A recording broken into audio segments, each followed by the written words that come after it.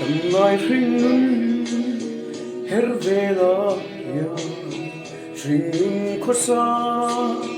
asang siya ra thei riang ta kong a thing nge kal ngai na re na lo har sat man lung ngai buai na katan chu mang azim thri na o thei riang ta ka tua thiam no phong ka nua me phong mai ka nua sing nun ko ve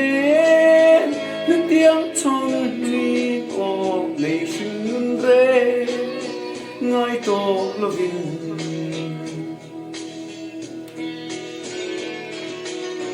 mangai tu le min chan pui tu sing mi zinga an si pian ra ta an no ni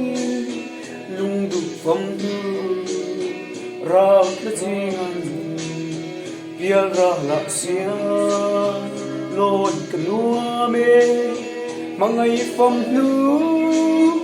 rang kia ngân ô phẩm có quia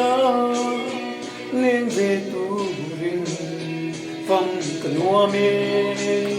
phẩm mây cần hoa ring có về nước tiếng trong đi ô lệ sinh rê ngay tổ lo vinh